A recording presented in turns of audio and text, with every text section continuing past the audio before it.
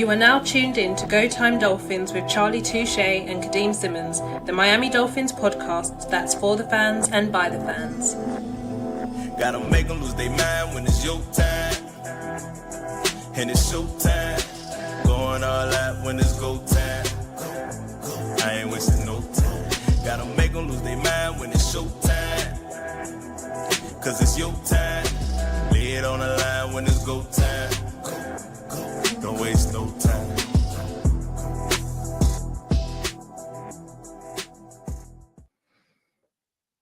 We've only used it, 3 times now? But again, the intro, absolutely amazing. Absolutely love it. Not liking my lighting situation right now, but we'll get that sorted later on.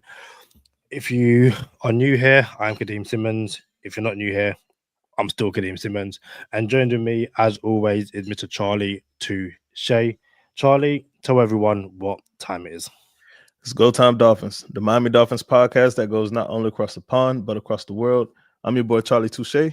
Got my co-host, Kadeem Simmons, with me. It's always for the fans and by the fans. Your favorite podcast, and official affiliates of Fanatics, where you could be a fanatic of your favorite franchise. Kadeem, we had the Ides of March pass, and we also had Austin 316 pass.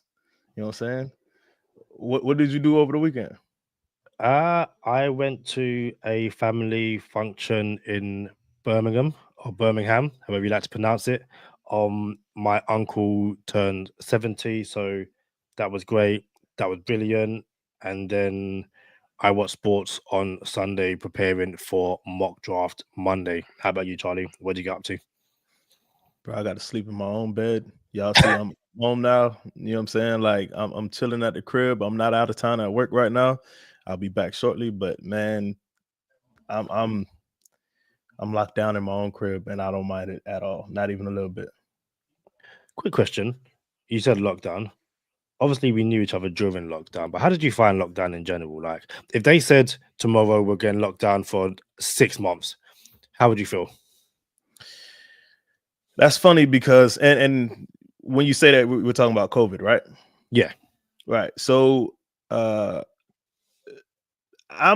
like to be outdoors, but it's funny that I'm about to say this sentence. I like to be outdoors, but I can consider myself an introvert. Now, when I say outdoors, I'm like, I want to go fishing. I want to be by the water, stuff like that. But I don't like being around people. And when COVID was a thing, it gave me an excuse to not be around people. So I'm like, I kind of like this. Like, bro, you kind of close. Back up. You know what I'm saying? So I felt pretty comfortable in that environment. But if you're being more specific about being locked down in my own crib, I know everyone is, I say this, might as well throw this out there. In my prayers, I'm less fortunate than many, but more fortunate than most. So if I was to be locked down in the crib, I'll be pretty comfortable. Like, yeah, let's do this. And then we'd be podcasting it up, watching all kind of draft stuff and all the other good stuff, UFC stuff, jiu-jitsu stuff, all kind of stuff. So I wouldn't mind it. Listen, yeah, like, obviously, apart from the thousands upon thousands of people that unfortunately lost their lives, I didn't hate lockdown. I like you. I don't mind being outside. I prefer being inside. Video gaming, working. Like, I've never worked out as much as I did when I was locked down, because there's not much else to do. So I was doing like daily high intensity training sessions. And yeah, so I think if every few years they were like, we're locking down for 6 months, I wouldn't be. When the football season finishes, if they said, yeah, we're locking down for 6 months, I wouldn't hate it. Well, since we're talking about lockdown, might as well bring up Derek Stingley Jr. getting his contract for 3 years, $90 million as a lockdown corner. I think Tua and the Miami Dolphins know Derek Stingley Jr. all too well. And it's mock draft Monday, so we're going to see if we can find the Dolphins a Derek Stingley Jr. type of player.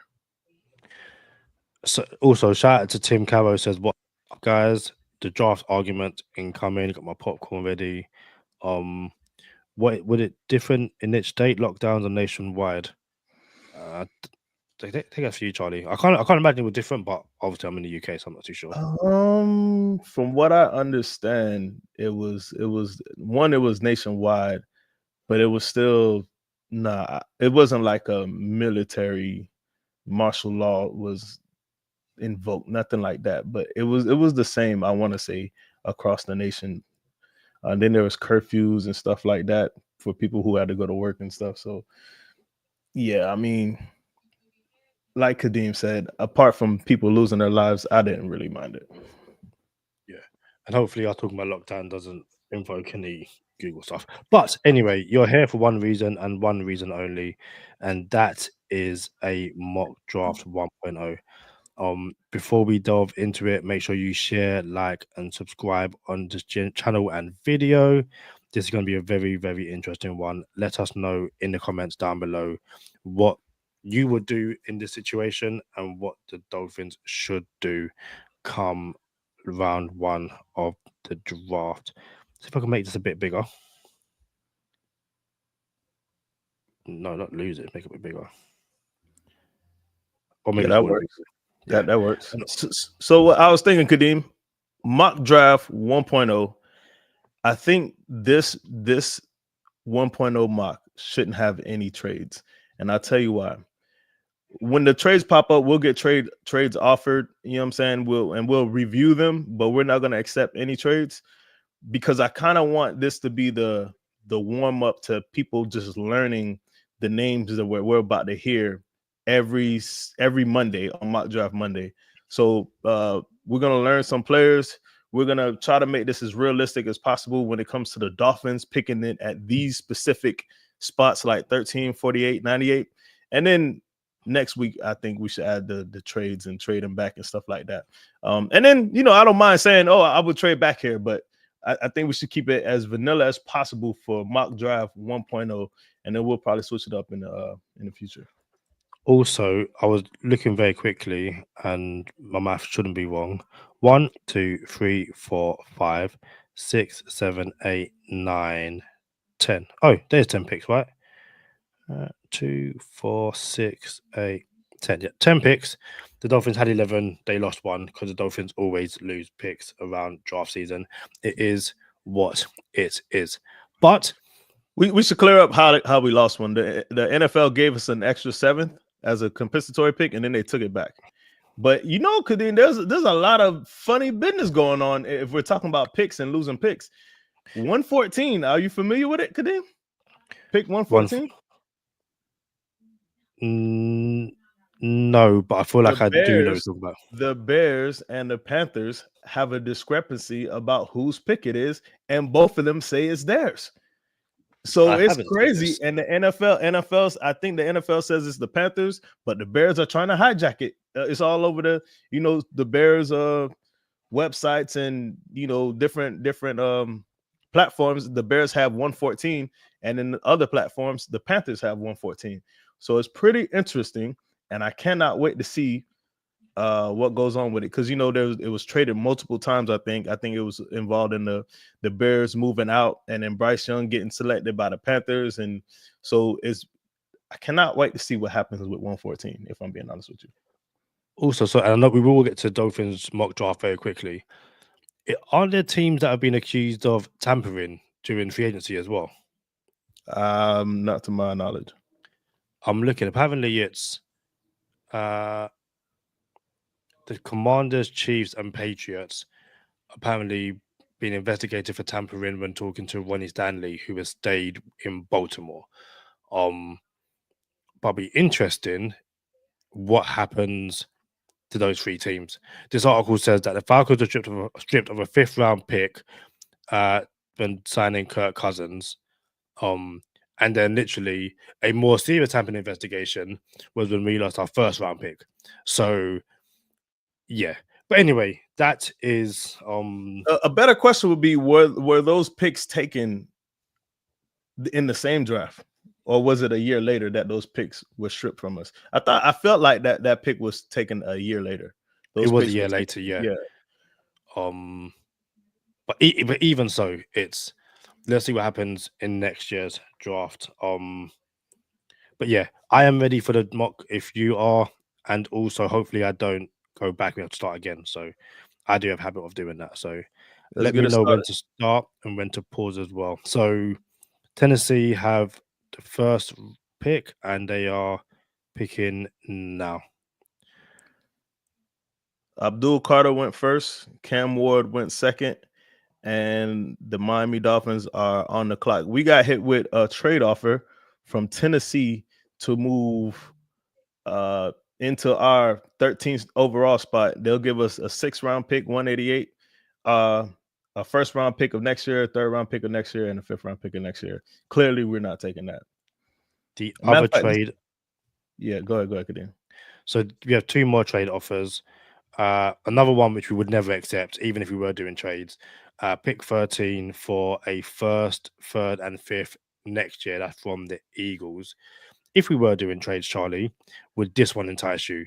Moving from pick 13 to 19, which the Bucks currently have, and getting pick 19, pick 84 in the 3rd round, and then a 2nd, 4th, and 6th round pick next year. We would take this trade. So it would be for the Dolphins' 13th overall pick. We're basically moving back 6 picks, and we will gain 84 overall, which is a 3rd round pick, a 26 2nd, 4th, and 6th. This is a no-brainer for me. Move back 6 spots, and whatever is there is there.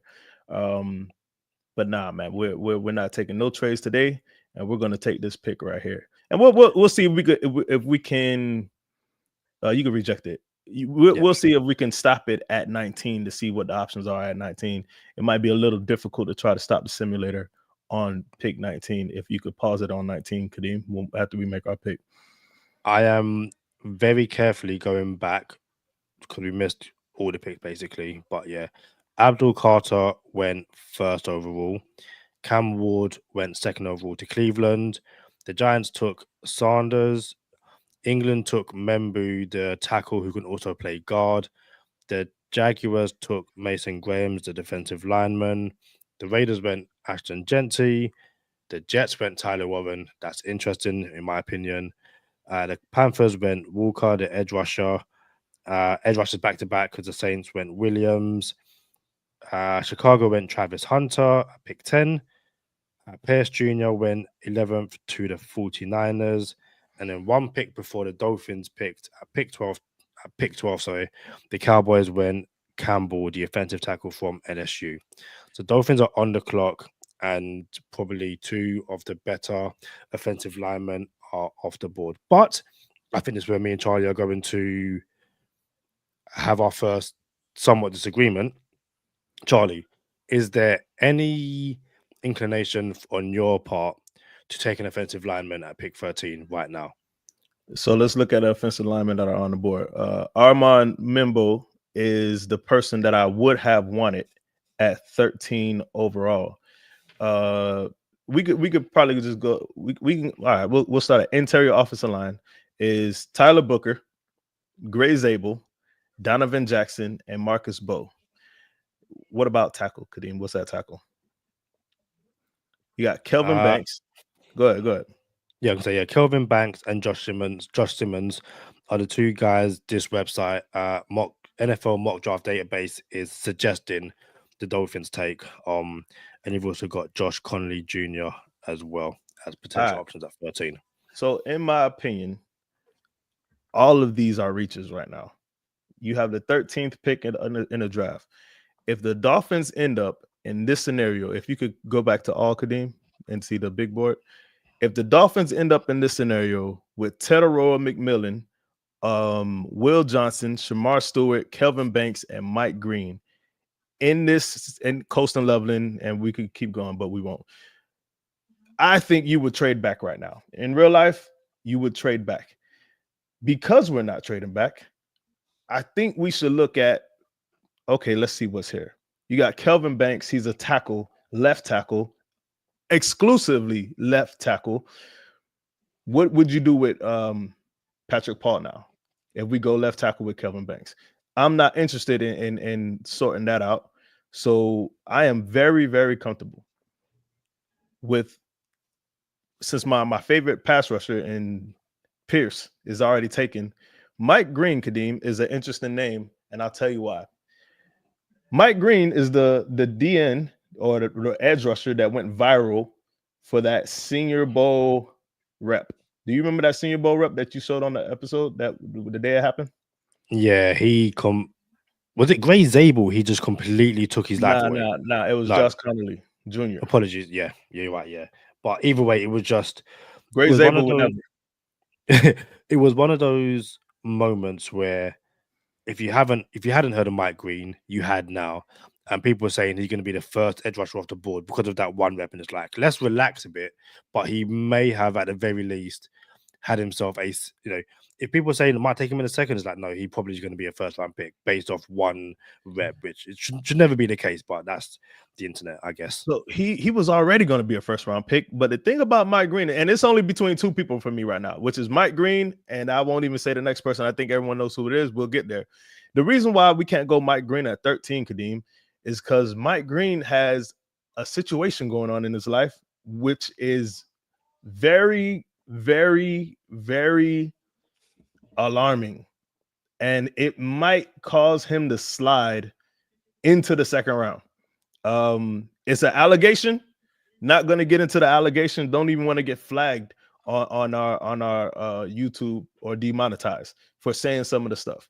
But Mike Green has a pretty bad allegation on his head right now going into the draft, and I suspect that he will fall from whatever he's ranked right here in 16th overall. So I'm going with not only, and this is not a safe pick, but the best corner in the draft, in my opinion, is Will Johnson, Michigan corner. And Will Johnson is funny because Will Johnson came out the gates and had a great career in college and then got kind of quiet when it was time for him to come out into the draft. Someone else who did that just got paid $90 million for 3 years, and Derek Stingley Jr. came out the gates and then had a quiet last season in college. I'm comfortable going Will Johnson here, and I believe Chris Greer, it is in the realm of possibility that Chris Greer goes corner at 13 overall in the real draft. Yeah, I feel like Miami NFL fans in general, but Miami fans will get onto Chris Greer for doing things that they're going to do, but for a different person. Case in point, people are making jokes for ages. Chris Greer is going to draft a corner at 13. He's going to pass on all of these great offensive linemen, X, Y, and Z, and take a corner. It's so stupid. But then they will also turn around and say the Dolphins should draft Will Johnson at 13. So, and I can understand it. Not saying draft any corner at 13, but if you're going to take one, let it be Will Johnson. So, like with most things, it's not so much what Chris Greer does, it's who Chris Greer does it for, if that makes sense. In this situation, I would be okay with taking Will Johnson at 13, but I also have other guys who I would also be interested in taking as well. So this is your Pat Surtain kind of player. This is your Gonzalez type of player where they got a first round corner in New England in Gonzalez, and Denver went high with taking Surtain in the top 10, I think. You know what I'm saying? This is the same thing, Will Johnson, and for me, this is a no-brainer. And I said we were going to stop the mock around 19. We could just scroll down now and see what's available. Like, if we were to trade back and take that trade at 19, you got Kenneth Grant, you got Josh Simmons, and for every Monday coming up, we can stop here, Kadeem. Every Monday coming up, these are the names that you're going to hear a lot of: Kenneth Grant, Jahdae Barron, Josh Simmons, Tyler Booker, Malachi Starks. And in my opinion, Malachi Starks is not even the best safety in the draft. And it's funny, Kadeem, because I'm locked in. This is it's off season touche, right, bro? And the people now are saying things that I thought of like a month ago. I'm like, bro, Malachi Starks he's not even better than Imawari. And now people are saying Imawari is better than Malachi Starks. I don't like that. Same thing with Josh Simmons. If Josh Simmons did not get hurt in the playoffs, he would be the first tackle off the board in the draft. He'll be the first old lineman off the board in the draft. So here's something that I want everyone to know. If you scroll down a little bit more, Kadeem, in real life, keep going. A little bit more. Keep scrolling a little bit more. Almost there. All right, there you go. In real life, that's perfect. In real life, if the Miami Dolphins end up with Gray Zabel or Donovan Jackson in real life, just know you should be happy as a Miami Dolphin fan. The versatility that Gray Zabel has, he'll probably end up being a center or a guard, but the versatility that he has and the ability to play all 5 positions is unlike no other prospect in the draft. Like, true story. And then you wonder, oh, well, why isn't he going in the first round? Because he projects to probably be like a guard or a center. You don't want to go guard in the top 10, in my opinion. Donovan Jackson, on the other hand, when Josh Simmons got hurt, the best tackle in the draft, Donovan Jackson kicked out from left guard to left tackle. All right, so this dude is also, and then ended up winning a championship because of it. So Donovan Jackson, Gray Zabel, those are players that I'm looking for. If I trade back in the first round in real life and we end up somewhere in the 20s, look for your Gray Zabels, Donovan Jackson's type of players. And then there goes your boy Josh Connerly, Kadeem. He could be a first round pick, even though he got mudded by Mike Green in that one rep. So let's go up. I'm going with Will Johnson. We could take Will Johnson. When you say we can take Will Johnson, is that for definite? Oh yeah, that's the pick, Will Johnson. I thought you was going to combat it, but yeah, the pick. Oh no, that was me saying, because I was like, well, hold on, like, why not take safety at 13? Because we're not trading back, and there's a good chance one of these safeties could be at 48. Like Malachi Starks, Nick Emanwari could be at 48. They're probably not going to be at 48, but you're not going to get a corner like Will Johnson. Like if you reached on Malachi Starks at 13, you're not going to find okay, we have something that could compensate for not having Will Johnson. So you can find some safeties, not like Emanwari, but this is not even a safety draft, if I'm being honest with you. I think, but there's decent safeties. It's just not like you have a better chance finding a decent safety in the second round than you do having a starting corner in the second round, in my opinion. So my inclination or my sway to go in safety at 13 is because I'll probably go offensive lineman at 48. And again, we've had this conversation in previous episodes where it's like, there's going to be enough offensive linemen, be it tackle or guard, to grab one at 48. And I can understand there's not going to be enough corners to grab one at 48, and there just might be one just might be a safety at 48. So my thing is, I'm going DB at pick 13 right now. I'll throw another name in there because some people are saying it as well. Jihad Campbell, the linebacker. Are you not a fan of taking him at 13, or is it more just Will Johnson is like you mentioned, Derek Stingley Jr., Pat Surtain, and knowing Chris Greer, this is also be this is going to be if he's on the board right here, we're not even entertaining trade. Don't bother calling us. We are going to make this pick. So yeah, Jihad Campbell. I'm going corner because one, it's the most important need that the Dolphins have right now out of the 3 that you just mentioned. Out of linebacker, safety, and corner, we have a bigger need at corner. And it just so happens that he's the best player out of the 3 people we talked about too. So it all signs point to we might as well take him because he fell to us. So just off of value alone, let alone the merit, I'm going with corner and Will Johnson. I'm annoyed because I thought there would be a bigger back and forth between me and you, because I didn't expect Will Johnson to be here. And I thought the conversation was going to be, should we go like guard or anything like that? I'm more than happy taking Will Johnson in this situation for all the stuff you just said. So yeah, there's no point in having a back and forth if Will Johnson is there. I think if this is the case on draft night, it will be Will Johnson. Twitter won't have a meltdown, but will be interesting. But no, at pick 13, we are taking Will Johnson, and I will try and pause it when we get to No, pick. we don't have to pause it. We don't have to pause it. That's doing a little bit too much. Cool. Right. Will Johnson is a Miami Dolphin. Campbell has gone. Zabel's gone, which is insane. Fair play to Zabel. He went in the top 20. Josh Simmons has gone. Tyler Booker has gone. Connolly has gone. Malachi Starks has gone. Both safeties have gone. So I said quite a lot. We have trade offers. None of them. Yeah, none. I say none of them are. We're not taking any of these trades. The only realistic ones, for one, if you're not watching on YouTube, will be the Texans giving us 58 and 89 for 48. If we were doing trades, would you take this trade? If we were doing trades, I would have to see what's on the board before I took this trade. So we're going to move back 10 spots, but we gain a 3rd round pick. So it kind of matters what's on the board because we just went corner. And now we have to consider the needs even more now because it's the 2nd round, which we want to address the line. We want to get we want to start in safety, which I think there's only 1 to 2 more that I would be even interested in at right now because the 2 best ones left.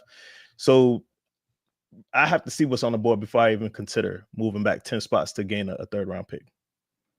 But I'm okay to reject it because we're not doing it. Right. You can close it out. So reject all trades. And again, this is a difficult mock simulator to kind of pay attention to in terms of it's so quick. And also, I'm not even going to try and go back too far in case I do lose it. But next time we'll probably put it on slow because I think we put it on fast or normal. There's also another website where there's another website I was looking at which it doesn't move until you say continue, which again might be an option going forward. But from what I could see, and I'm sure others watching YouTube as well, the best offensive linemen and the best safeties have gone. Do you think that's fair to say, given that Connolly's gone, Zabel's gone, Booker's gone, Josh Simmons gone, Josh Simmons has gone, both safeties have gone. And also we have no idea how the draft is going to fall in real life, but could you see a situation where the Dolphins are back on the board at 48 and they are gone, some of the guys who you would expect to be there or you would hope to be there at 48 are gone? Yeah, of course. That's real life. So my thing is, we know this is going to happen. So you have to build your team as best as you can, knowing that you're not. But Brian Flores said it the best. You can't always get what you want.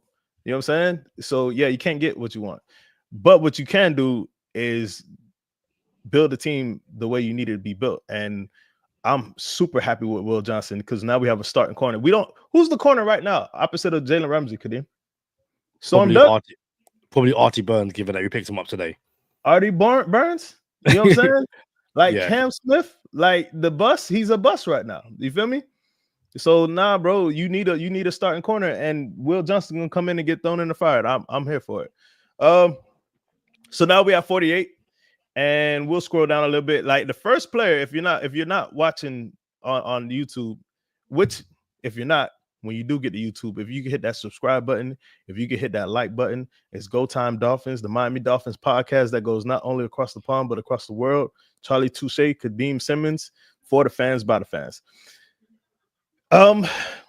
There are interesting pieces here at 48, and again, I want to be very clear. Had the Dolphins traded back in real life, all those players that we just mentioned, the Gray Zabels, the Josh Simmons, the who's your linebacker, Jihad?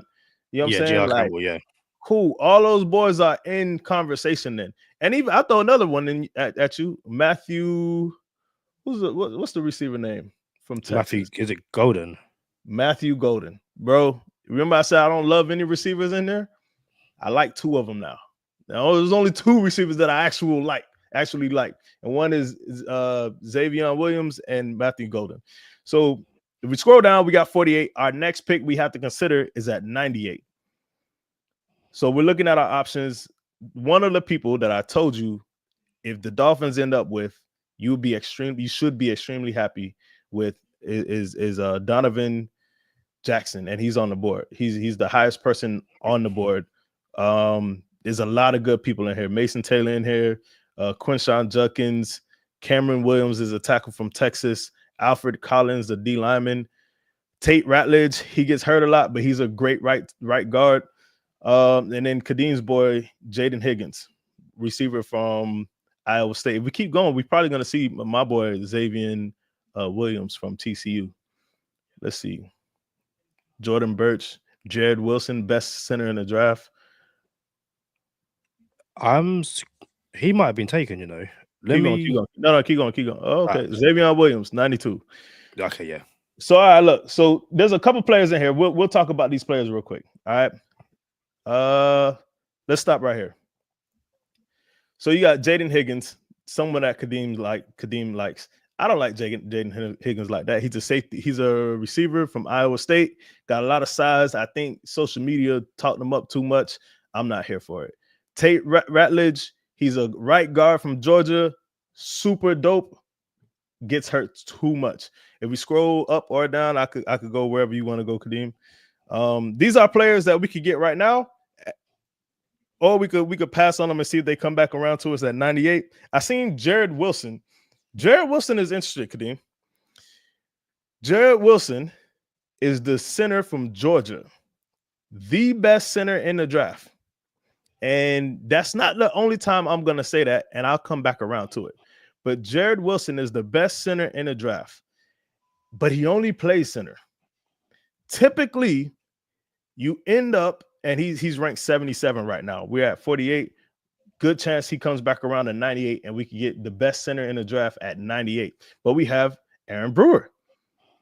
Is Aaron Brewer the long-term answer for the Miami Dolphins at center? We know we like him there, but is he the long-term answer? That's why, for me, you end up with a Gray Zabel. You could do multiple things with Gray Zabel. You have him on your interior, like Cesar Ruiz was a center. I don't think he's ever played center in the NFL. Like, I think the Saints used him as the guard the whole time. And maybe they moved him around, but he was predominantly a guard when he got to the NFL. And he was, in my opinion, the best center in the draft. You're not going to be able to do that with Jared Wilson. Jared Wilson is going to be a center, and that's it. Gray Zabel, on the other hand, if you draft a Gray Zabel, anywhere you draft them, now you can move him around the interior O-line. Aaron Brewer gets hurt. There would never be who's the backup center? Well, Gray Zabel just slides over. And that's something we had when Michael Dieter was here, and Connor Williams, whenever he was going through his stuff, is like, dang, we'll have no depth at center. So as of right now, can you tell me who the backup center is, Kadeem, for the Miami Dolphins? Liam Eichenberg. All right.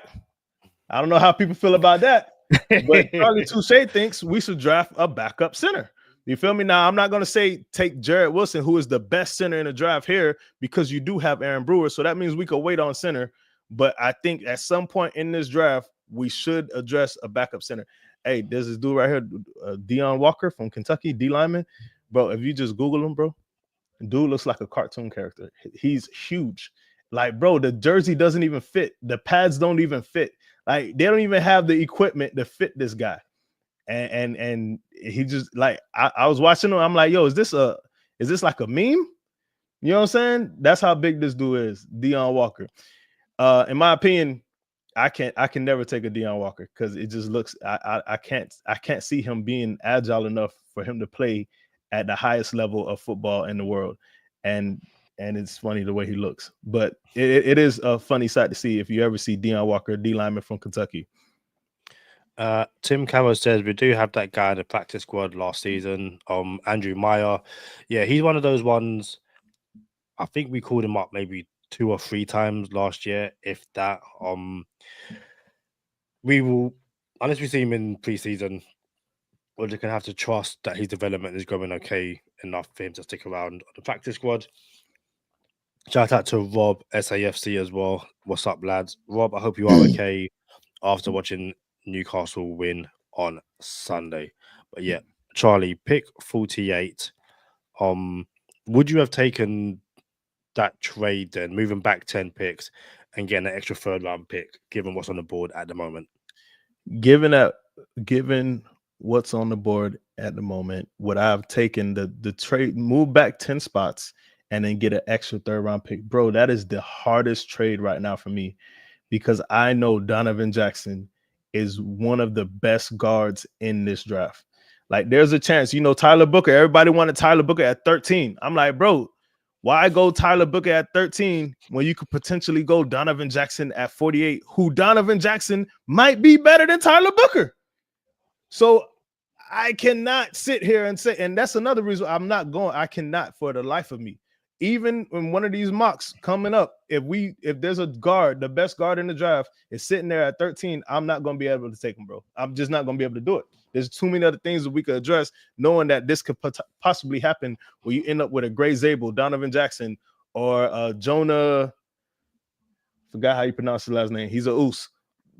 Jonah Savanaya. You know what I'm saying? From Hawaii. Bro, like, there's too many guards back here for me to take a guard at 13. Too many good guards that are going to start, by the way. Not just guards, starting guards. So, to your question, would I have taken that pick, that trade, to move back 10 spots to get a 3rd? That's real tough. In real life, I would say yes. But because we're not taking trades, Kadeem, we got the best, in my opinion, one of the best guards in this draft, I would like to go Donovan Jackson right here. Yeah, I think, and I asked the question right at the beginning, or when we got to this pick, what, could this happen in real life? Yes, 100%. That run on offensive lineman, once it starts, the Dolphins could be there full shape. And it's anything can happen in a real life draft. You never know. But there's also a situation where all those guys have gone, and so are Donovan Jackson, and you're there just going, snap. What do we do now? So, yeah, there might be an argument to take an Xavier Watts right now because he probably won't be sitting there at 98. But I think for how much I like and think Chris Greer had done a good job, if he didn't go Donovan Jackson in this situation, I'd be like, yo, you are trying to get yourself fired. And there's people who believe that, who's the guy the Dolphins picked up from the Raiders?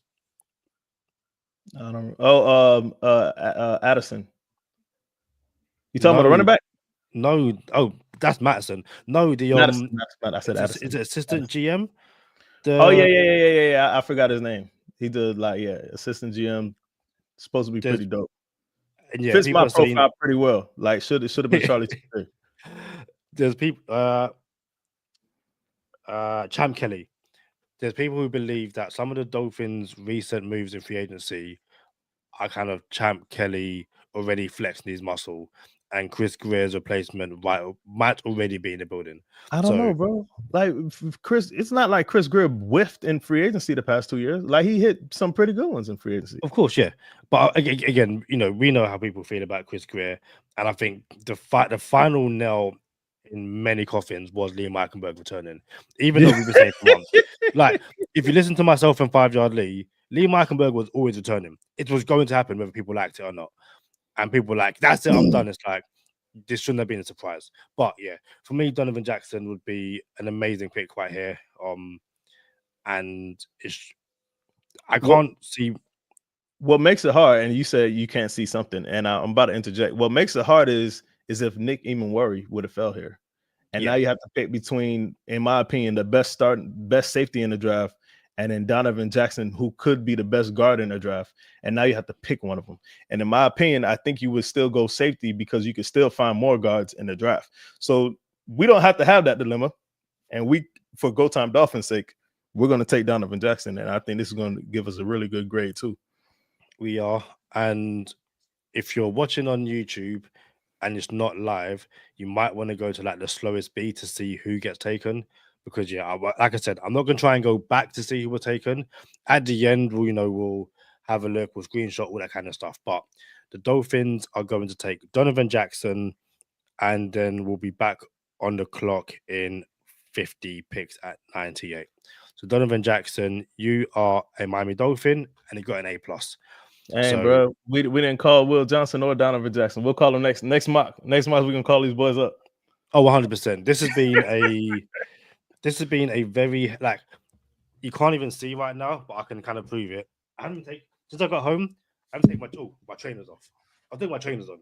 I literally come home, jumped on the line straight away. Let me take my pins off. I'm not even comfortable right now. So we have one trade offer, which you aren't going to accept. It's moving back one pick and getting a 4th and 7th round next year. Would you take it? As always, I would have to see what's on the board, see what I really want, and then assess it. But at face value, yeah, this is the no-brainer. I would take it. But let me see who's there and see if there's some where we just can absolutely not move away from this pick. And right now, I don't see nothing at 98. But we'll go through these guys. So if you're not watching on YouTube, sorry, Isaiah Bond, the wide receiver from Texas, is the highest rated person left on the board. Cameron Scatterbo, the running back from Arizona State, is here. And I think a lot of Miami Dolphin fans want him in Miami, a very powerful and physical runner. People believe he's one of the better running backs in this class.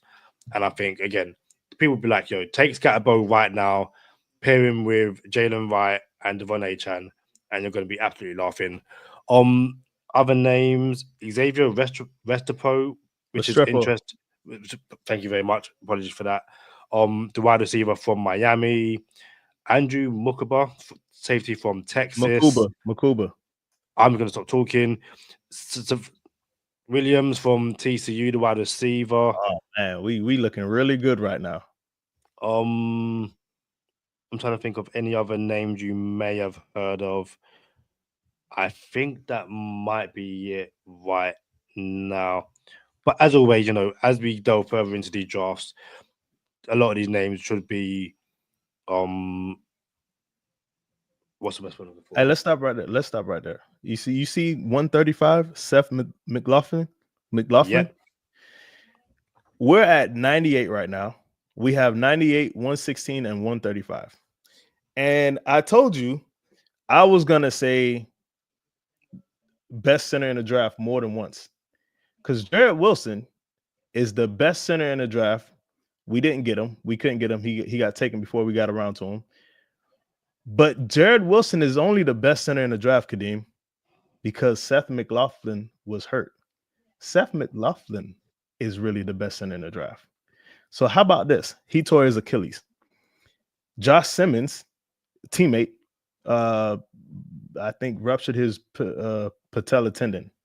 The same team that won the college football championship that Donovan Jackson played on that O-line.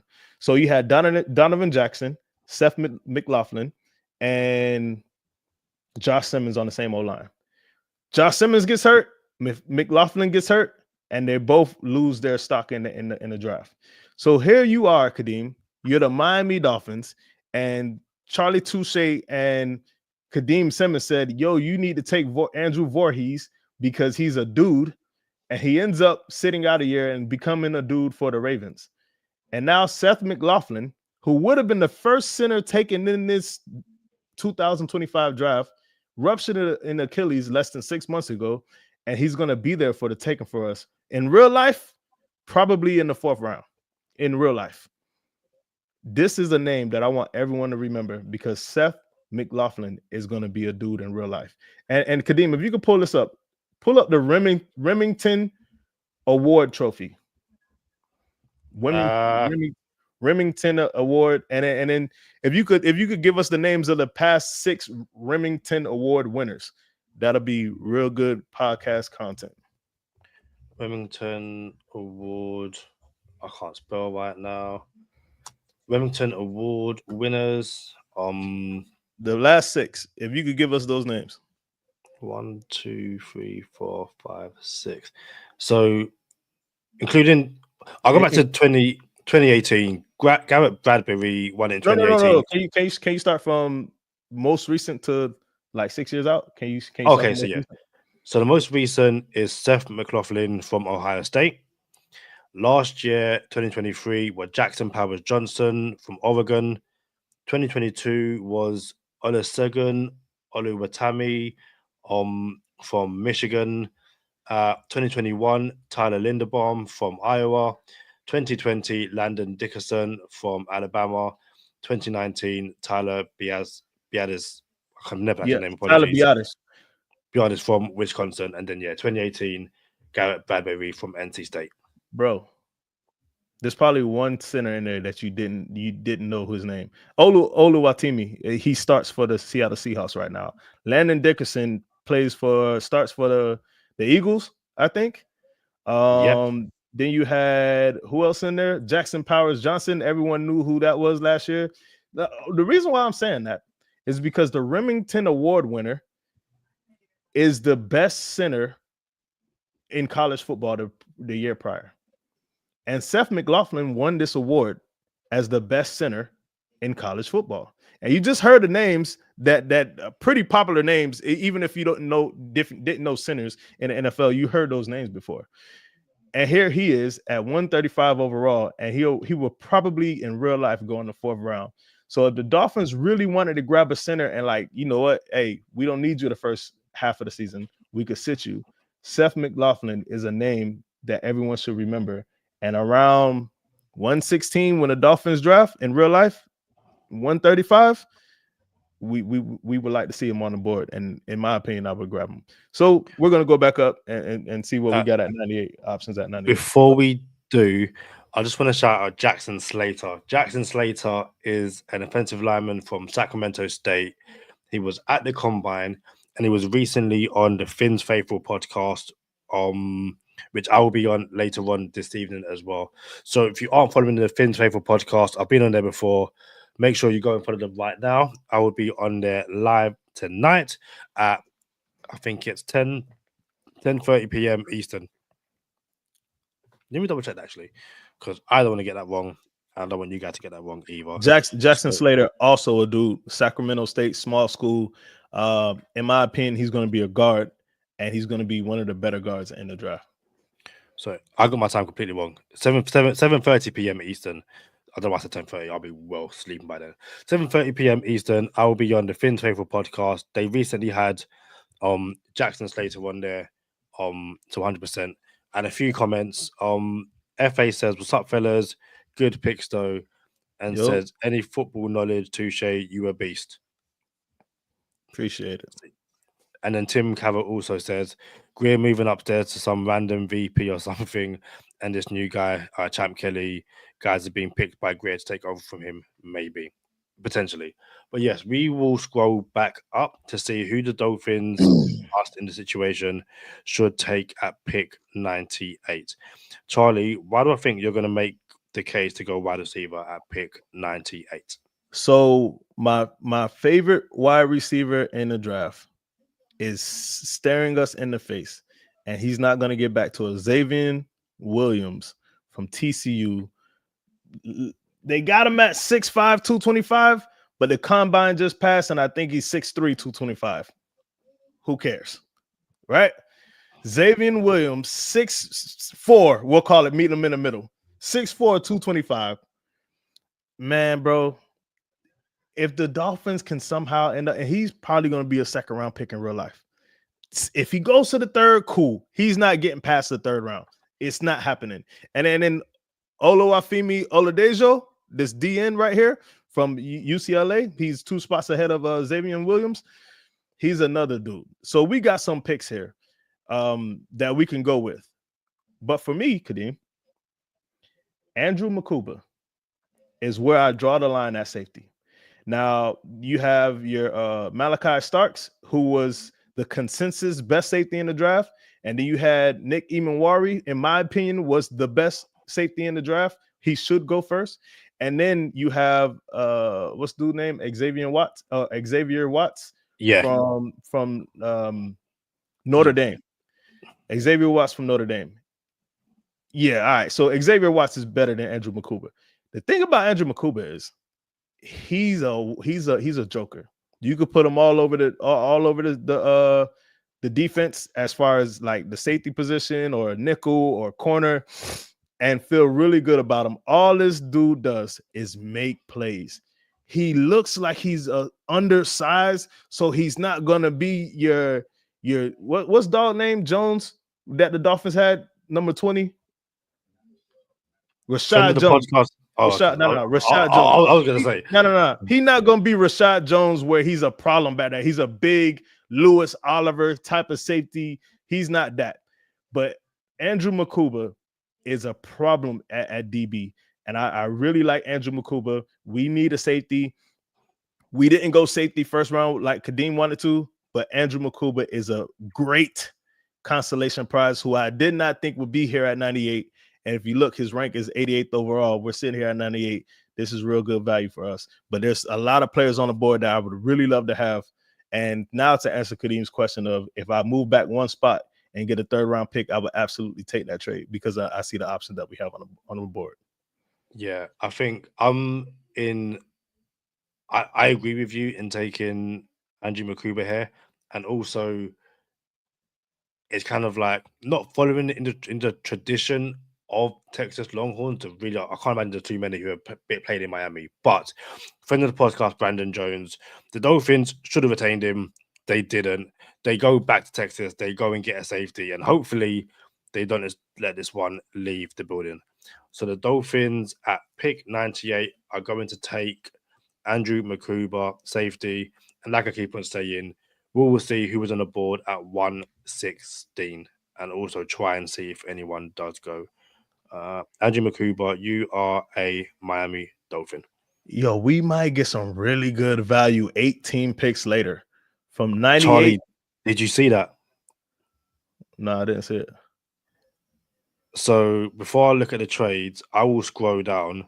I know the pick is going to be at 116, but who was he? What ranked 125? Was it 135? 135. 135. He's gone. Seth McLaughlin. Yep, I literally saw the name and I was like, "Snap, fair play." So someone snatched Seth McLaughlin, who is the best center in the draft, like 40 picks ahead of his ranking. And yeah, man, like he's gonna be a problem, bro. He's gonna be. If you have these picks, take them, bro. Like you have enough to compensate and circumvent, bro. Like I would love to have Seth McLaughlin fall to the Miami Dolphins in real life. That's a center. He could play guard as well. Like, nah, man, that's somebody I really want. So here we are, not addressing the O-line, Kadeem. We have the best guard in the draft, one of the best guards in the draft, in my opinion. But we also have James Daniel, who's going to play draft. He's going to play guard. And we have, hey, I'm drawing a blank. What was the center's name? Dolphin center? The comments. Yeah. Oh, yeah. Did you mention? We just brought his name up.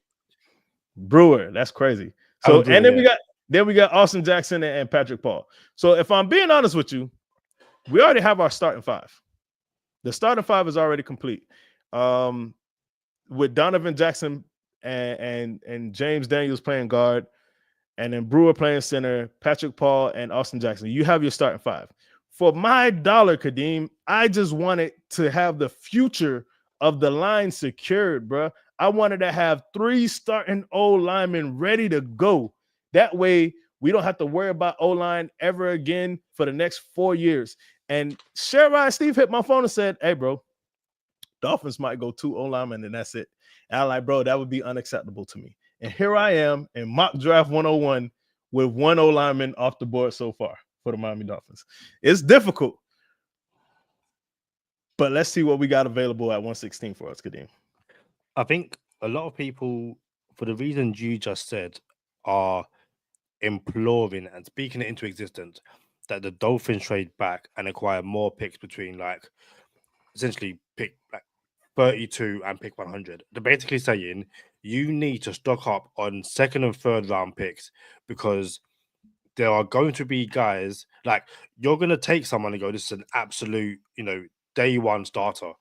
And by the time you get on the board in 30 picks, there's going to be 3 or 4, like multiple day one starters that have gone. And the Dolphins need to find a way that, picking 13, 48, and 98 in this draft isn't good enough. There are a lot of teams in, the first, I think 20 picks who are going to reach on players because they kind of have to pick someone, and kind of including the Dolphins, depending on how the board falls. And I think if you can, and others as well, if you can get some picks in like the 40s, 50s, 60s, you're probably going to be better off taking guys there. Like we've seen some of the guys who have, gone in this mock draft. So, yeah, we're not doing trades, but I think it'll be one of those years where every single time we're on the board, we're going to go, can we trade back and get an extra second or third round pick? We're not doing trades this draft. This just mock draft 1.0. Yeah, so yeah. We're not doing it. Just want everyone to get familiar with some of these names. But bro, we still got Jackson Slater still on the board. I think he's gonna pan out at guard. We got Jackson Slater still on the board. If you scroll down, Kadeem, hit me with scroll down. I want to see if this prospect is here. There's a couple people that still. Oh my goodness! Look, we got names, but all right. So we got Miles Frazier here. He's a guard. He's a guard. We'll keep going down. Miles Frazier from LSU. Jackson Slater is, in my opinion, better than Miles Frazier. Keep going. Let's see what we get. JJ Pegues. I think it's Pegues. I think his name is. He's a D lineman. Oh, all right. Scroll up. Caleb Rogers. He also plays all 5 spots on the O-line. This is a Chris Greer pick 1,000,000%. If you remember the name Isaac Asiata for the what's your boy? Adam Gase tenure. Isaac Asiata was a lineman from Utah. Didn't get much play, didn't get much reps.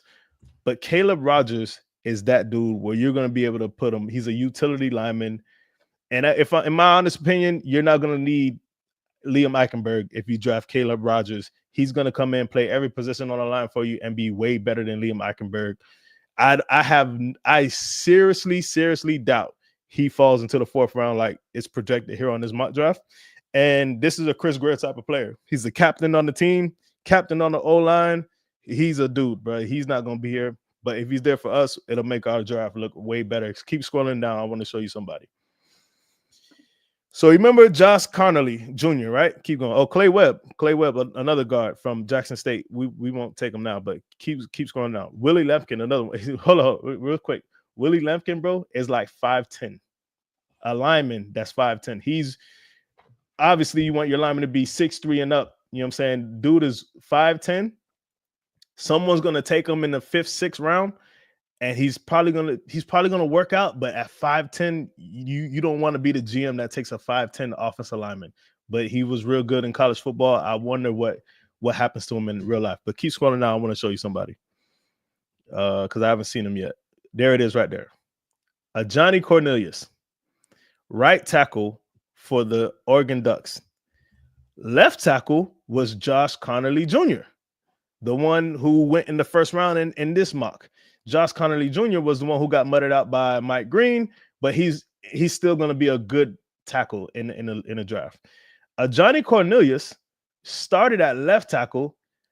Josh Connolly took over left tackle, and Johnny Cornelius went to right tackle.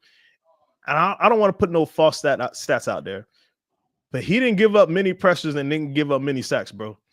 He was and they were both protecting Dylan Gabriel. You know what I'm saying? So Dylan Gabriel is a left-handed quarterback, and Johnny Cornelius was the right tackle for that team. I think everyone sees where I'm going with this. He is protecting the blind side of a left-handed quarterback. If we can somehow end up with a Johnny Cornelius, that's another solid O lineman that you want for your team if you have a left-handed quarterback. I was just looking to see if I can find some stats. In his junior season, he apparently gave up 0 sacks and allowed just 11 pressures off 512 passing blocks. According to this website, one of his weaknesses, however, is 25 red flags in 3 seasons. So which isn't good, bruh. Yeah, he gives up penalties, but I'm not worried about dog. I want a Johnny Cornelius as a Miami Dolphins right tackle, because what happens is you can move Austin Jackson into guard, and now you have a starting. It's addition Well, I was about to say addition by subtraction, but it's addition by addition. So yeah, man, you add a Johnny Cornelius, you move Austin Jackson to right guard, you start Cornelius at right tackle. Bro, you really fixed up this O-line really nice. And someone gets hurt, you can still move pieces around and feel good about it. Unlike when we used to move pieces around and it was like, nah, bro, this is not working. So let's go ahead and take 116 somewhere. Let's see what we got back up at the top of the board. Kadeem, you say you know where I'm going, that's exactly where I'm going. Yeah, bear me 2 seconds. My builder's calling. I've got to take this. So do you mind filling Buster in for 2 secs? Yeah. All right. So this mock draft simulator, I don't know, because Oluwafemi Oladejo is still sitting here at 90. He's the 90th ranked overall prospect on this mock draft simulator. He's basically a DN for UCLA. Some people have him mocked in the first round. If you listen to Mel Kiper, Oladejo is going to go in the first round. If you listen to Charlie Touche, Oladejo probably shouldn't go in the first round. Maybe, yeah, he could definitely be a second round pick. I don't know about first round though. And if that's the case, I'm gonna have to take him off Touche's 24 if he goes first round. I don't like that. That's why I want him in the second round. But nonetheless, he's here in the fourth round for us. So we're not gonna go Oladejo. Xavier Restrepo, if you're a Miami Hurricane fan like I am, you remember what he did for us in Miami. Also not going Xavier Restrepo. It could be a little too soon to go Jackson Slater. The guard that was on the Fins Faithful podcast that Kadeem's going to be on. So if we could come back to Slater at 135, or we could get one of these linemen at 135, that would be great. But right now, we're taking Xavier Williams. Touche's 24, Xavier Williams, one of my favorite receiver in the draft, and he's going to be a Miami Dolphin at 6'4", 225 to go along with Tyreek Hill and Jalen Waddle. And in my opinion, Tyreek Hill probably won't be a Dolphin this year, and this will be a really, really good look. And if you remember last year, Brian Thomas Jr.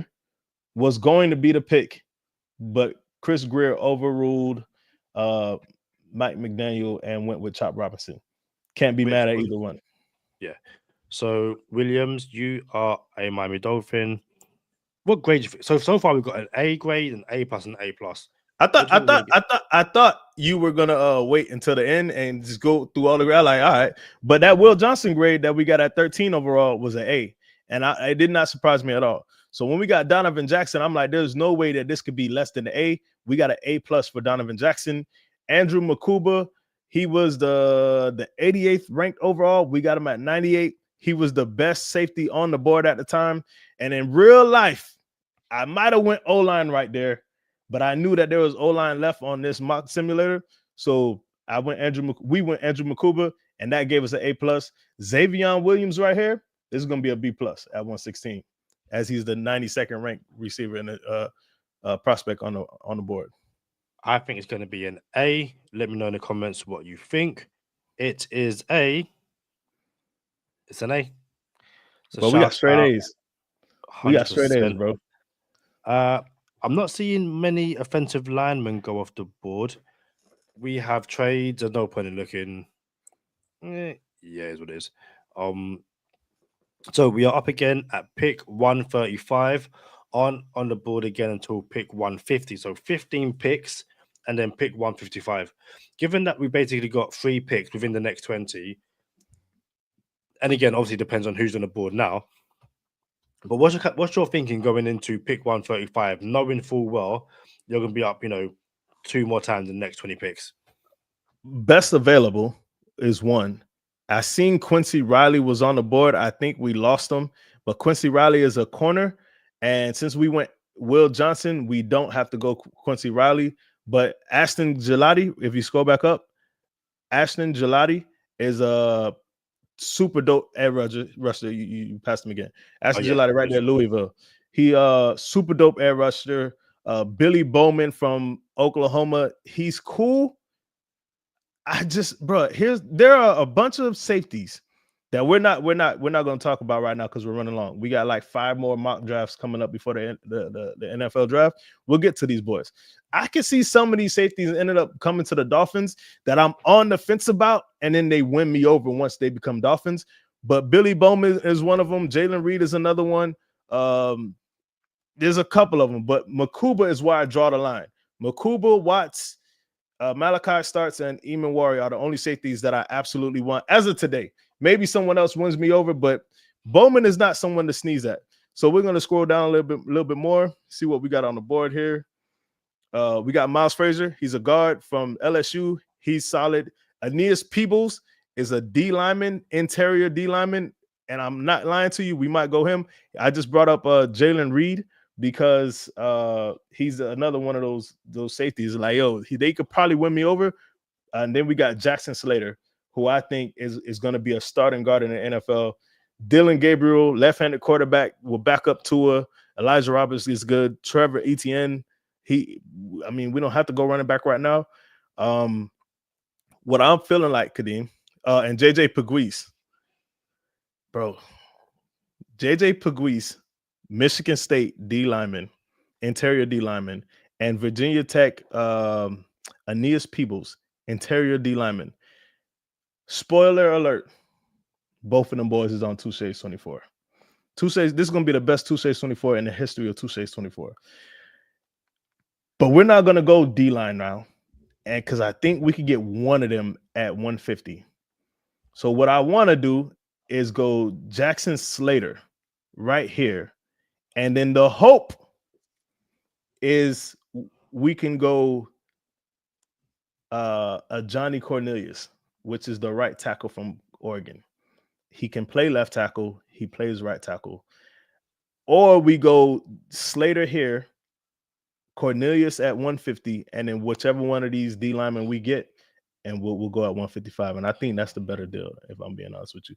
But yeah. So Jackson Slater would be interior O-line. He's going to play guard or left guard or right guard.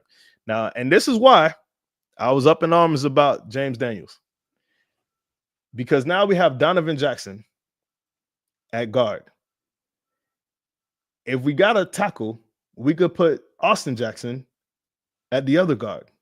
And then now you're paying James Daniels to be a backup, in my opinion. But we got James Daniels, and now we're looking at Jackson Slater, and we're going to have an abundance of guards. So I'm like, it's cool, but all of these boys could be starters. Jackson Slater, smaller school, maybe it'll do him pretty good to sit on the bench for a little bit and learn behind some vets. I want to go Jackson Slater right here. If we don't go Jackson Slater here, I will go a Johnny Cornelius. And I know there's someone watching this like, yo, Dylan Gabriel is right there, and the Dolphins don't have a backup quarterback. So are you inclined at all? And there's Elijah Roberts there too, so we don't have to go D-line yet. But are you inclined at all to go Dylan Gabriel to back up Tua right now? No. I think Dylan Gabriel could be there at 155, realistically. I also think the Dolphins still have more pressing needs than a backup quarterback. As you mentioned, we haven't gone defensive lineman yet. We haven't taken enough offensive linemen, in my opinion. We haven't even looked at linebacker. So I feel like, I'm not saying, just because we haven't gone linebacker now, we have to take one at 135. I'm in no way saying that. But I think, Dylan Gabriel at 135 when, there were guys, as we saw earlier on, you take Dylan Gabriel now, and all of those guys we just spoke about could be gone in 15 picks. And you're there going, probably reach on Dylan Gabriel, personally. Bro, this is a testament to how deep this draft is for guard and D-line, that this is the 4th round, and there's still starters, in my opinion, on this board. Aeneas Peebles is a starter. JJ Pegues is a starter D-line. Jackson Slater will start at guard. But let's go Jackson Slater for now at 135. This might be our first B grade. And I don't think this is going to be an A, Kadeem. It's 133. Shout out to Jackson Slater. You are a Miami Dolphin. I also want to get on the pod as well. Shout out to that. So you were right, Charlie. It is a B. I missed some of the people who went. Shout out to Cap for Life in the comments. He says, I'd rather have more linemen than less at this point. I agree. And he's hearing that the Bengals are interested in Calais Campbell. So one to watch out for. So Nazir Stackhouse just went one pick in front of us. He's also a good D lineman, but Touche's 24, Aeneas Peebles is there. Aston Gelati is an edge rusher. Like, we don't need edge, but I don't know if Chris Greer could see Aston Gelati on the board with a 120 overall ranking, I guess, at 150 and not take him. But Chris Greer is not here on this podcast right now. And what I want to do, Kadeem, I don't want to take Aeneas Peebles. He's solid. I don't want to take Dylan Gabriel for all the points that you said. Elijah Roberts is there. So we have a lot of people who's going to be at 155. But at 150, I want to see if Johnny Cornelius is still on the board, because if he is, we will go him right now and be extremely happy with it. So that's go past his name. No, keep going. There he is there. Right 173. So we have he's at 173 overall is his ranking. We have picked 150, 155, and then 224. He's not going to be there for 224. He shouldn't be there for 150, but he's here with us now. If we get a Johnny Cornelius in real life, Kadeem, and you know what we're going to do this time, Kadeem? Something we didn't do last time. We're going to save all of the mocks. Oh yeah, 100%. And compare them in real life and come back to them and see where we were wrong or where we were right, and then compare them to real life mocks, real life drafts, and then how they panned out 2 years later. So Johnny Cornelius, right tackle for the Oregon Ducks, protected Dylan Gabriel, a left-handed quarterback, and he plays left tackle as well. He is a tackle, someone you want to be versatile in the NFL that could play both tackles. I believe Johnny Cornelius will start for the Dolphins, and Austin Jackson will be a guard. But for us, we're taking a Johnny Cornelius at 150. I don't think we should. What you think we should do? I think we should go D-line here in JJ Pegasus, and then to JJ Bequeath, and then go Cornelius Pegasus at one. Yeah, apologies. And then 155 go Cornelius for two reasons. One, I do think we need to take, like, we've got two offensive linemen. I don't think we should still take more. I also think cheating wise, I don't think the CPU is going to take Cornelius before 155. I think in this situation we could cheat and take a defensive lineman, and I have nothing I want to bet because I don't like betting, but I'm almost certain that Cornelius Johnny Cornelius. So 155. I disagree, but we'll go with you this time because we have Elijah Roberts, D-line from SMU. We have Aeneas Peebles, D-line from Touche's 24, Aeneas Peebles, D-line from Virginia Tech. And then we have JJ Pegues, which is ranked lower than all of the other two people I just mentioned, but he's actually better than the other two, in my opinion. So it's funny that you actually picked the right D-lineman too, Kadeem. I don't know how you did that. But yeah, wow. I'm here for that. I'm here for that. And then you have a Johnny Cornelius. So and then you have Caleb Rogers, who we're not going to take because we got Jackson Slater. So Caleb Robbins could play all five positions. Jackson Slater is limited to just the guard position. There's a lot of options you have here. Let's go JJ Pegues. He's going to start at D tackle for us, right next to Zach Sealer. So JJ Pegues, I can't see who has gone. I can't see the trade. I don't care about the trades. Was I right? Is his name still going to be there? Cornelius is still there. Hold on. Yeah. So Johnny Cornelius is there. Is Caleb Rogers there? Caleb Rogers, Clay Webb, he's decent, but keep going. Another guard. Caleb Rogers still there as well. Caleb Rogers is there. Let's go up the Aeneas Peebles and see if he's still there. Touche's 24, Aeneas Peebles. He's still there as well. That's crazy. So we have a Miles Frazier, another guard, LSU. He's still there. So in abundance of like just riches right here, bro. And this is what I was saying about how deep this draft is. A lot of these boys are starters, bro. In my opinion, Peebles is a starter. Pegues is a starter. And then Johnny Cornelius, I would like to think he's going to start. We'll find out. He gets a lot of penalties, but I like it. You're getting a right tackle that could play left tackle. sign me up for Johnny Cornelius right here. So that's your pick, Cornelius. Johnny Cornelius. I mean, you still got Dylan Gabriel on the board. You got Jalen Reed. We don't need him no more. We got Andrew Makuba. But yeah, I would go Johnny Cornelius here. If you want to go somewhere else, I'm all right. You got Trevor Etienne looking at us too.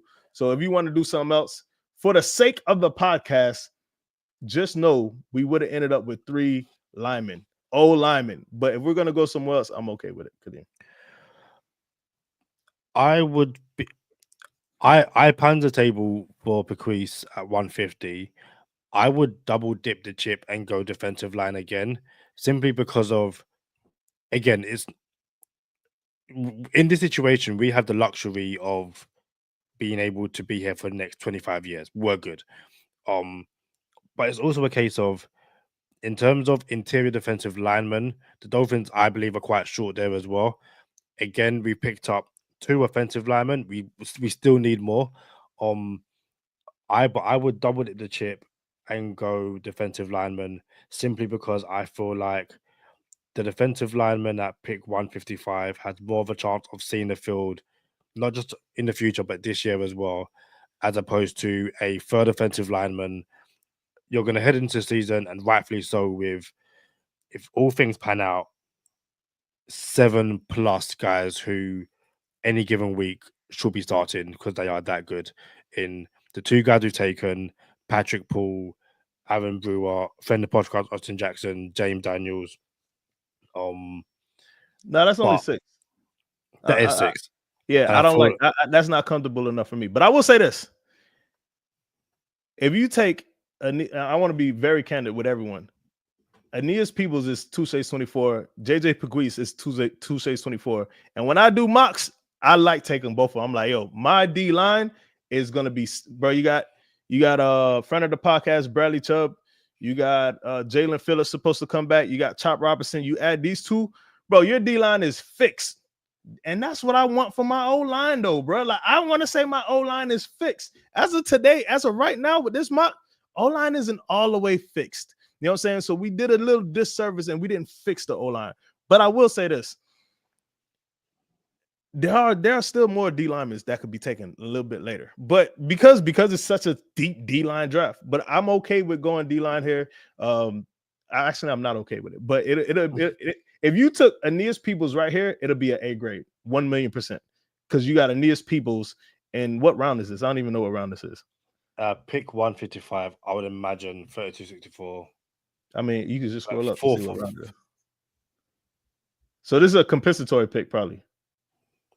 So it's a 5th round pick. Yeah. So Aeneas Peoples in the 5th round, bro.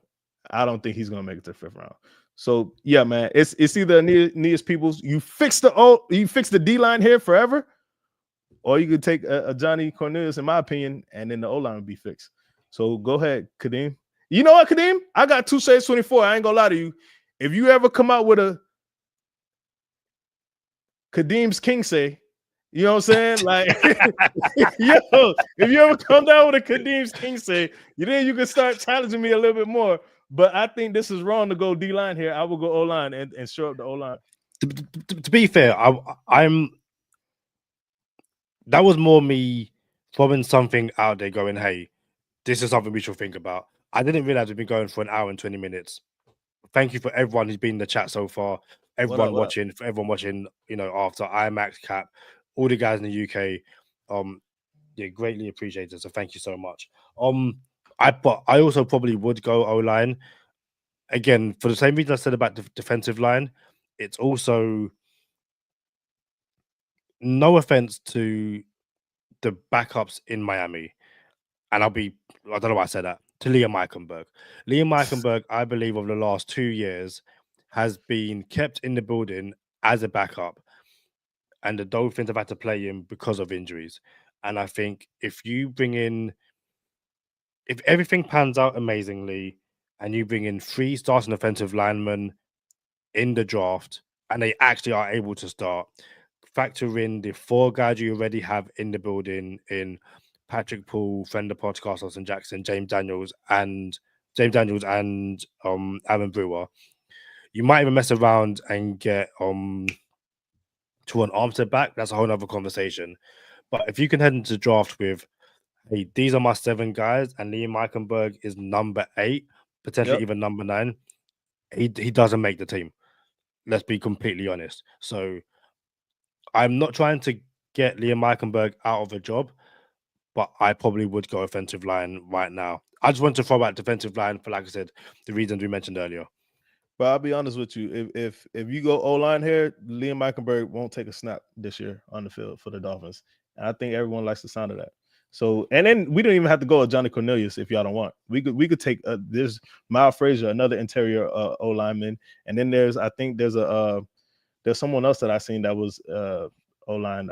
Caleb Rogers is still there. He could play all 5 positions. So, like, even if you went Caleb Rogers here, he's still a utility lineman. He could play every spot.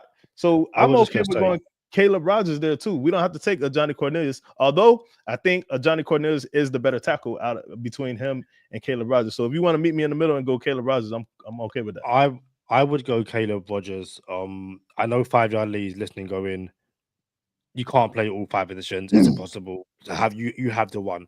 I think if I'm going to kick Liam Eichenberg off the team who can quote unquote play all 5 positions, find me someone who genuinely can. And then you have a situation where not only do you have 2 backup centers, but you also have, and again in the nicest way possible, you're probably going to lose friend of the podcast Austin Jackson for a few games. That's just the way it is. I will say this: in real life, how do you make this decision? Like in real life, how do you say Aeneas Peebles is a starting D tackle, but we're going to go with a backup utility lineman, O lineman? Or, and this is just my opinion now, we can't tell the future. Johnny Cornelius is the starting tackle, but we're going to take a backup utility lineman because he can play multiple positions. You know what I'm saying? So I will say that it is good to take Caleb Rogers here because he's the 6th man. He's the next man up when someone goes down on the offensive line. You know what I'm saying? So I'm okay with it because it's a mock, but in real life situation, I don't know how you sell that to everyone in the front office that we went with the 6th man of the year. But and that is why that's why I said you go defensive tackle. I think, like I said, I banged the table for JJ Paquise. I feel like I got my guy. I can take a step back and go, hey, we added to the defensive line. I will hand back to Charlie Touche, and we kind of met in the middle. If you take D-line Aeneas Peebles right now, it is a grade. There's no doubt about it. And I kind of want to do it just so everyone can see that, all right, maybe Touche kind of knows what he's talking about. And then I guess if we don't go, because you got Elijah Robert right there too. And if you go Caleb Rogers, he would be a utility lineman. He would be the backup. He would be the 6th lineman on the Miami Dolphins. I'm okay with that because I know the quality that we get. He was a captain on his team. He's the Chris Greer essential type of O-lineman. And then for my dollar, Touche, it's 24, you would get a Johnny Cornelius because he could play both tackles. But just so we can see another A grade on there, let's go Aeneas Peebles. And you have no problems on this D-line ever again. It's interesting that I threw his name out there, and that's not going to be the pick. So, is it going to be an A grade? 1,000,000%. Oh, it's a B plus. It's that 1,000,000%. Bro, we could have went B plus and took an O lineman, but yeah. Hey, so now ultimately we end up with 2 O linemen, which I didn't want to do. Like, shout out to Sherrod Steve. He like, oh, the Dolphins gonna take 2 O linemen, and I like, bro, that'll be unacceptable. So mock draft 101, 1.1, 1.0. We get 2 starting linemen. Charlie, did you see that? I see it. I don't think it's realistic, but I'm okay with it. So for everybody watching, the Miami Dolphins are on the clock at 2:24, and a Johnny Cornelius went at 2:23 to Seattle. Kadeem, do you know the last 2 Shades 24 that went to Seattle? Both of them are starting on Seattle right now. Crazy. Who is it? How you gonna say it and then forget? He's from Washington State. I forgot his name. Remember we was on and I was like, oh, I thought he went to Washington. And y'all like, oh no, he went to Washington State. We'll check out after. Yeah. That I also think it would be so fitting of a Miami Dolphins draft in real life to be like, yo, I feel like it happened every single year with the Steelers last year. The Dolphins were about to pick, and the Steelers went, we've taken your offensive lineman. Three of them, I think. You know, there's another lineman that went in the 6th round. That was Touche's 24, and he's a Super Bowl champion now. Do you know his name? 6th round pick, offensive tackle, is a Super Bowl champion, and he was on Touche's 24, made it to the 6th round, and now he just got the bag this year too. The highest paid free agent, well, one of the highest paid free agents this year. Touche's 24. I don't know who's it. Oh, you know, he's not a highest paid free agent. He was tagged. This guy. Trey Smith.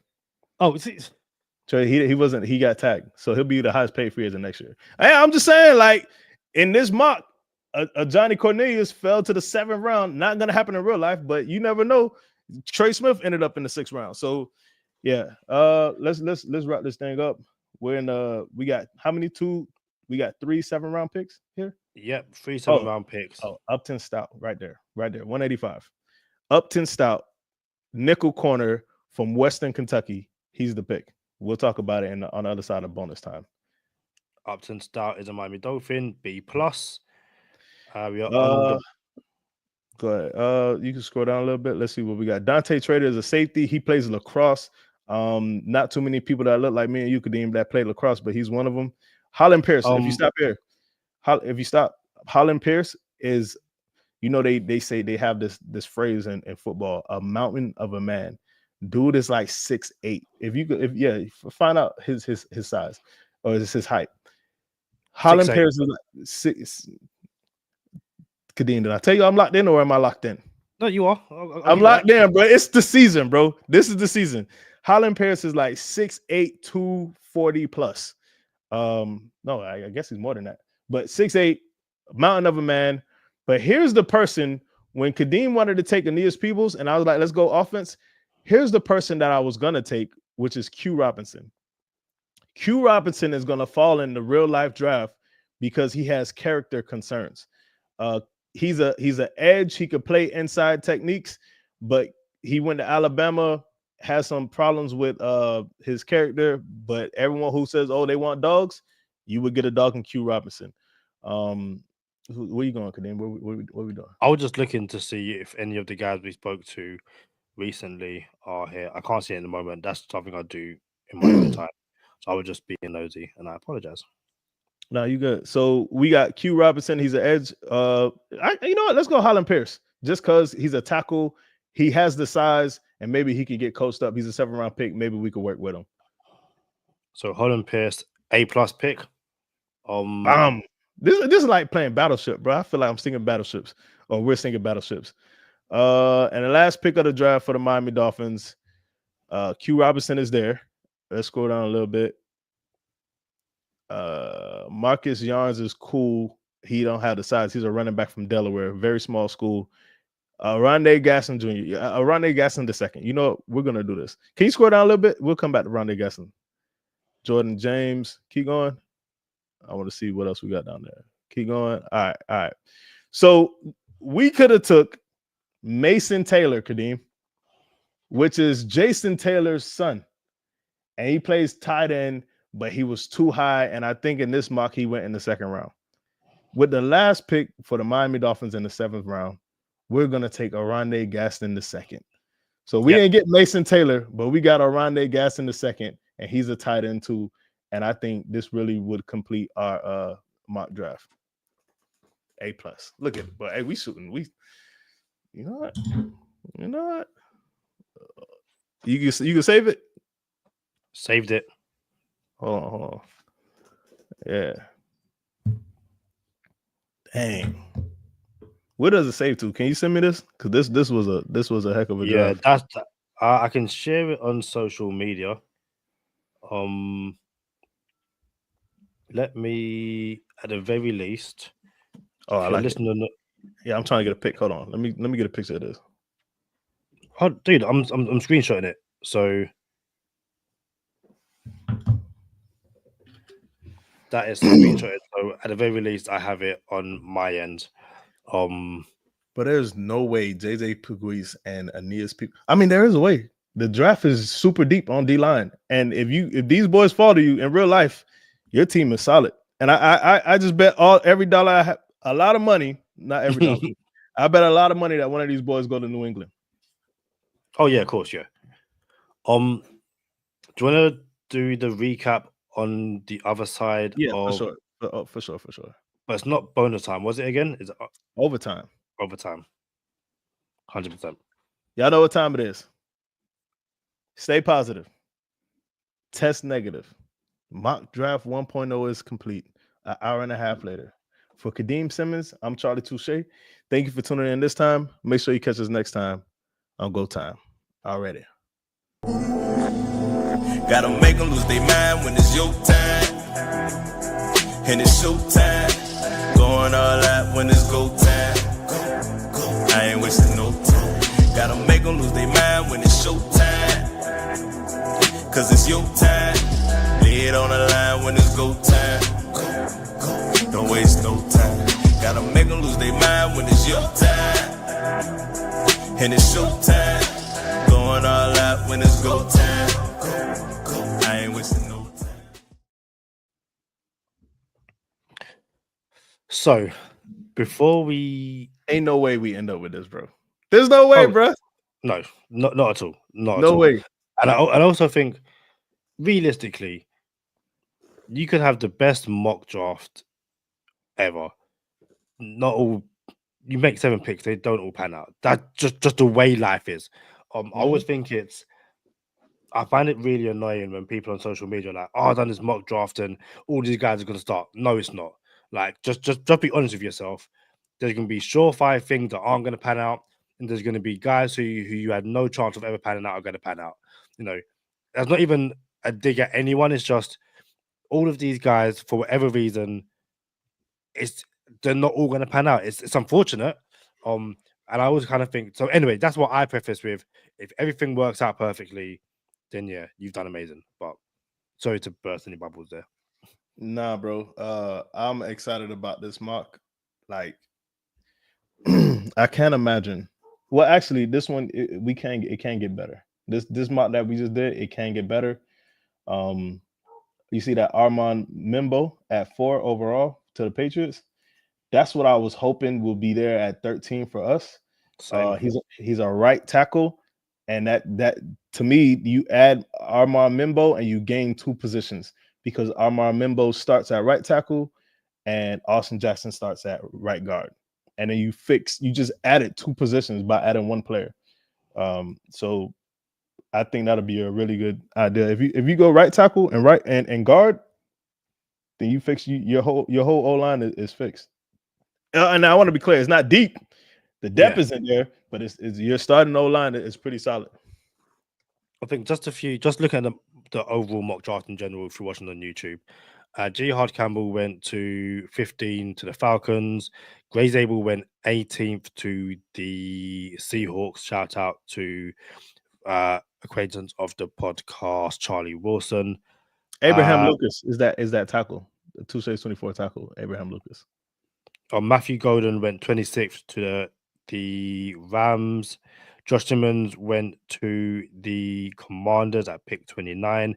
Tyler Booker went to the Eagles. That is such an Eagles pick, like 100%. Josh Conley Jr. went to the Titans at 35. Malachi Starks went to the Bears at 39. And then Nick Imanwari went to the Paper Planes at 42. That would be annoying. Really annoying. We took off Donovan Jackson. Any other names? Dion Walker went to the Texans at 58. Xavier Watts went to the Ravens at 59. That would be a good pickup. Into the 3rd round. Right, he's Jaden Higgins. Hey, whatever safety end up in Baltimore is going to be solid. Like Xavier Watts or Imanwari, if they end up in Baltimore, they're going to be like all pros. Straight up. If it's those two, other ones need a little work. Higgins went to Jaden Higgins, that is, went to the Saints at 71. Mason Taylor went in the 3rd round to the Dallas Cowboys. That's somewhat interesting. There's a lot of names in here, bro. That we got what 4 or 5 more mocks left coming up. So mock draft Monday, every Monday until the NFL draft happens. So there's a lot of names in here that people are going to get familiar with. But that's Seth McLaughlin, boy. 103 to the Titans. Yeah. Yep. I'm trying to think, is anyone else who springs to mind? Where did Dylan Gabriel went? That'd be interesting. We're in the 5th round. I don't see his name. Billy Bowman went to the 49ers at pick 147. And Dylan Gabriel went to the. Oh, I know why the Aeneas Peebles was a B and not an A. Because we went JJ Pegues right before that. Yes, we double dipped her. So five picks before it. So that's why they didn't give us an A for that. Did Dylan Gabriel fall? Yeah, the 7th round, pick 187 to the Vikings. Which is interesting. And I guess probably actually in terms of names who are going to be mocked to the Dolphins in multiple drafts over the next few weeks. Those are the ones. Oh, that's 6th round. Sorry. So no, it was. Yeah, that is the rest of the drafts. Yeah, we took Orlando Gadsden in the 7th round. But for those who, for whatever reason, missed, you kind of caught it at the end. You've been washing up. You've been doing all this kind of stuff. The picks we took, we being the Miami Dolphins, Will Johnson, the cornerback, at 13, Donovan Jackson, the offensive lineman, at 48 from Ohio State, Andrew Mukba from Texas at 98, Savion Williams, 116, wide receiver, Jackson Slater, who was recently on the Finn's Faithful podcast. I'll be on there later. I pick 135. JJ Pegues at 150, defensive lineman. We double dipped the chip at 155 with Aeneas Peebles, defensive lineman, Virginia Tech. At pick 224, we went Upton Stout, the corner. 231, Holland Pierce, the offensive tackle. In my final pick, we took Orlando Gadsden, the 2nd, pick 253, the tight end. That's a pretty good draft, I ain't gonna lie. It is. We will share that on our mocks. Yes, mock draft Monday. Every Monday from now until the NFL draft, we will be doing this. We may delve into different websites as well, just to kind of give us, different looks, all that kind of stuff. Anything else you want to say, Charlie, before we get out of here? We're gonna check the homework after the real draft and see how good we did. Yes, and then next year, this could be an annual thing. Every year we get to just recap. All right, well, let's see how we did last year, and then compare it to the season that these rookies just had. So we'll check our homework twice, after the real draft, and then after a whole season is over. I feel like we should go back. I'm pretty sure it'll be pretty easy to grab a screenshot of one of our first mock draft we did from a few years ago and see how we did. I reckon that should be one episode of the next few weeks as well. What would you say? I don't know, because I feel like some of it is entertainment, but if I'm gonna really get graded on it, I'm gonna have to put my foot down a little bit more. I can't have Kadeem's Kingsay popping up. You know what I'm saying? No, this is the way a war room works. There's multiple people. You're gonna get credit for some. I'm gonna get credit for some. Like we are a franchise. We are a staff. Like you can't take credit for all of it. Like that's not how it works. You're right. But those are 2 good picks. JJ Pegues and Aeneas Peebles. Like you couldn't go wrong there. Like I'll be honest with you. I could have went wrong with Johnny Cornelius. Like there's a chance he doesn't make it. I don't think he doesn't make it, but I think Aeneas Peebles and JJ Pegues are safer picks than a Johnny Cornelius in real life. So those were safer. That's why all right, those are 2 safe picks. It's not like we went off the map over what I wanted to do. So yeah, so I was okay with it. But yeah, we get to go back and really find out. And then it's not just one mock. We'll have I don't know 5, 6, and we really get to go back a year later and be like, all right, let's see how these boys did. 100%. We are going to head off out of here. I'm pretty sure you saw Hannah Montana at some point. I heard her. I didn't see it. I didn't. Oh, fair play. I thought she was right behind me. Her bag is literally just over there. So she, regardless, make sure you, if you haven't already, like the video, comment, let us know how you did. And if you're feeling generous, head on over to Patreon, subscribe to our Patreon channel /Go Time Dolphins. Until the next one, we shall see you soon. Peace.